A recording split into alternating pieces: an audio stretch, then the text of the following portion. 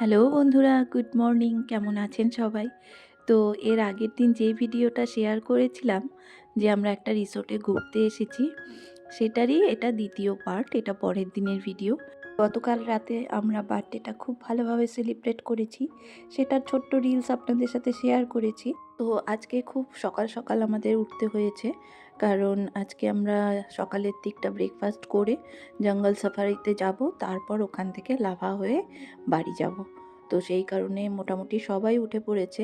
তো আমি স্নান টান সেরে একবারে রেডি হয়ে রিসর্টের পেছন দিকটা এসেছি আপনাদের সাথে এখানকার কিছু ভিডিও শেয়ার করার জন্য।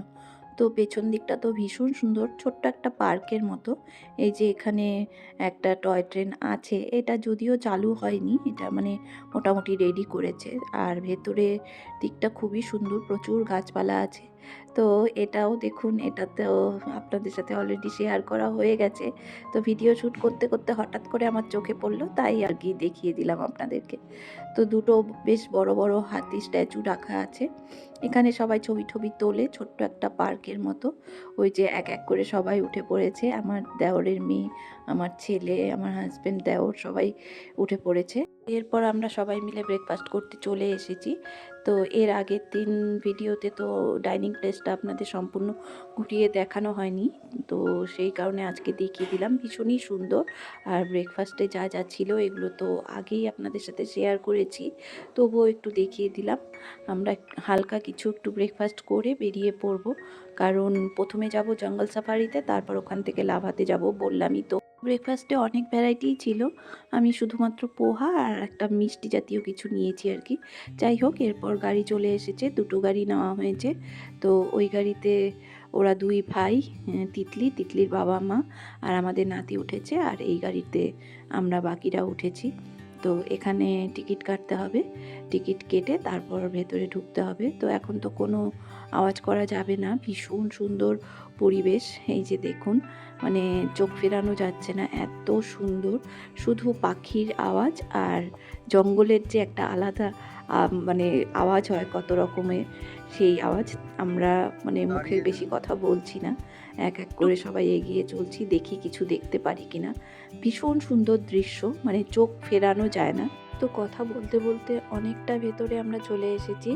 চারিদিকে শুধু ঘন জঙ্গল, আর মাঝখান দিয়ে আমরা যাচ্ছি। খুব ভালো লাগছে, প্রথমবার অভিজ্ঞতা। এবার আমি দাঁড়িয়ে পড়েছি, কারণ বসে আর ভালো লাগছে না, দাঁড়িয়ে ভিডিওটা বেশ ভালো হচ্ছে। ফাইনালি আমরা পৌঁছে গেছি, এখন নেমে পড়লাম এক এক করে সবাই। এখন চলুন ভেতরের দিকে যাই, গিয়ে দেখি কি দেখা যায়। তো কপাল যদি ভালো থাকে তাহলে হয়তো কিছু দেখতে পাবো, এখন জানি না, সবটাই কপাল। তো সবাই আস্তে আস্তে এগোচ্ছি। প্রচণ্ড ঠান্ডা লাগছে, মানে সাফারিতে এসে সোয়েটারেও মানে ঠান্ডা মানছিল না, প্রচণ্ড ঠান্ডা লাগছে। তো যাই হোক বন্ধুরা, কপাল খুব ভালো। ওই যে দেখুন, অনেক হরিণ দাঁড়িয়ে আছে, হরিণ দাঁড়িয়ে দাঁড়িয়ে খাচ্ছে।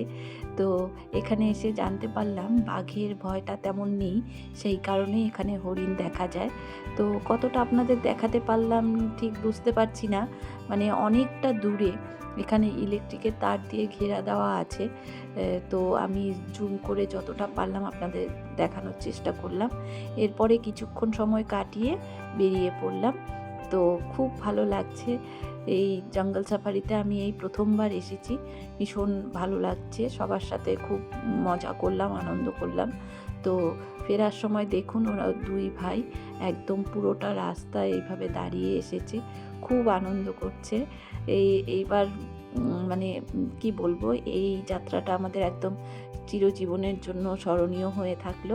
আর ভিডিওটা আপনাদের কেমন লাগলো অবশ্যই কমেন্ট করে জানাবেন। তো আজকের জন্য রাখছি, টাটা।